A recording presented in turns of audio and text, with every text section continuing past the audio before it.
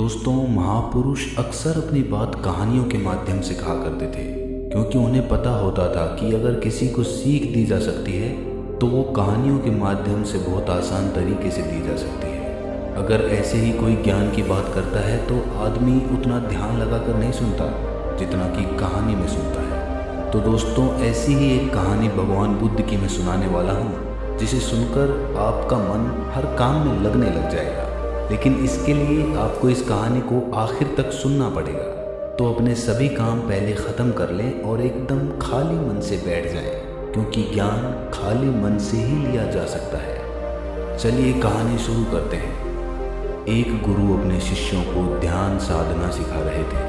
तभी एक शिष्य बोल उठा, गुरुजी, मैं कुछ समझ नहीं पा रहा हूँ, क्या मैं आपसे कुछ पूछ सकता हूँ? गुरु ने कहा कि हाँ, पूछ सकते हो।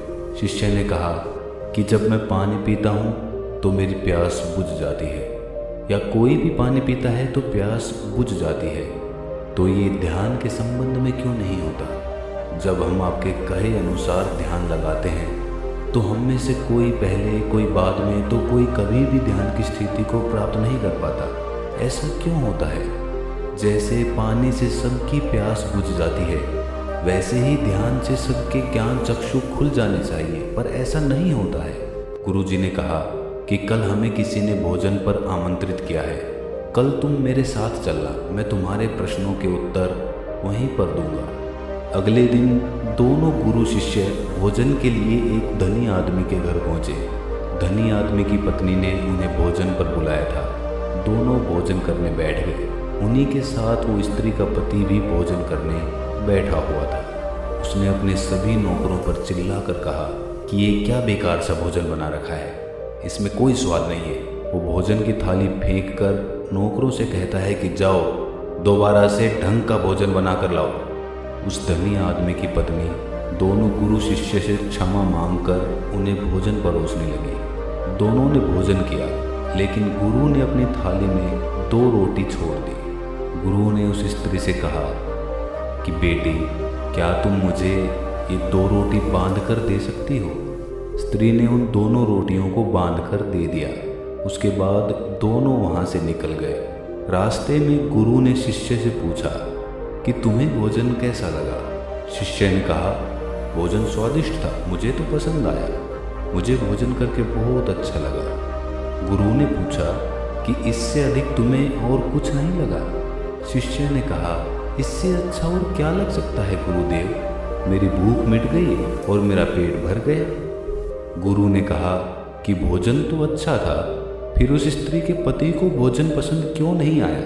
भोजन तो अच्छा बना था और भोजन तो एक ही था, तब उसे पसंद क्यों नहीं आया? शिष्य ने कहा कि आप ठीक कहते हैं गुरुदेव, मैं तो कुछ समझ ही नहीं पा रहा हूँ, आप ही कुछ बताएं। गुरु ने कहा, अभी तुम मेरे साथ आगे चलते रहो।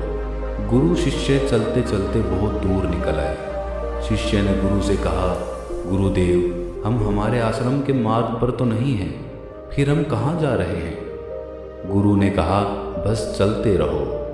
बहुत दूर चलने के बाद एक फटेहाल आदमी गुरु के सामने आ गया और उनके चरणों में गिर गया और बोला, हे परमात्मा, मेरी मदद करो, मैं 3 दिन से भूखा हूँ, मैंने कुछ नहीं खाया है, आप कृपया करके मुझे कुछ खाने को दे दें।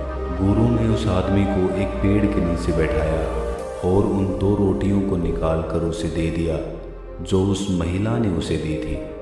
रोटियों को देखते ही उस गरीब आदमी की आंखों में चमक आ गई। उसने तुरंत उन 2 रोटियों को खा लिया। खाते समय उस आदमी की आंखों से आंसू निकल आए। वो रो रहा था और खाता जा रहा था और हाथ से इशारे कर रहा था, जैसे वो किसी अदृश्य शक्ति को कह रहा हो कि तेरा धन्यवाद इस रोटी के लिए। खाने के बाद उसने गुरु को प्रणाम किया और धन्यवाद कहा। गुरु ने उस आदमी से पूछा कि भोजन का स्वाद कैसा था? उसने कहा, स्वाद स्वाद तो कहीं था ही नहीं, केवल जीवन था, परमात्मा और ईश्वर था। ये रोटियां नहीं थी, ये तो साक्षात जीवन था। ये कहकर वो आदमी वहाँ से चला गया। गुरु ने शिष्य से कहा, देखो, भोजन वही था, लेकिन एक आदमी को उसमें स्वाद ही नहीं आया। तुम्हें इसमें स्वाद आया और तुम्हें ये भोजन पसंद आया, लेकिन वहीं इस आदमी को इस भोजन में स्वाद नहीं आता, बल्कि वो इसमें ईश्वर, परमेश्वर और जीवन को देख लेता है। इससे पता चलता है कि आदमी और भोजन की तृप्ति में भी अंतर है। पहले आदमी को इसमें कोई तृप्ति नहीं होती, तुम्हें थोड़ी तृप्ति होती है, और इस आदमी को अनंत तृप्ति होती है। ऐसा ही ध्यान के संबंध में होता है। जिसको जितनी ज़्यादा प्यास होती है वो उतनी ही जल्दी मार्ग बना लेता है। उस शिष्य की जिज्ञासा का समाधान हो गया था, उसके प्रश्नों का उत्तर उसे मिल गया, लेकिन हमें हमारे प्रश्नों का उत्तर नहीं मिला। प्रश्न था कि मन क्यों नहीं लगता। जो लग जाए वो मन नहीं है, मन का स्वभाव ही है भागना। जब हमारे पास कोई चीज़ अत्यधिक होती है तब मन उससे भागने लगता है, जैसे उस धनी आदमी का मन जो उस भोजन से भाग रहा था।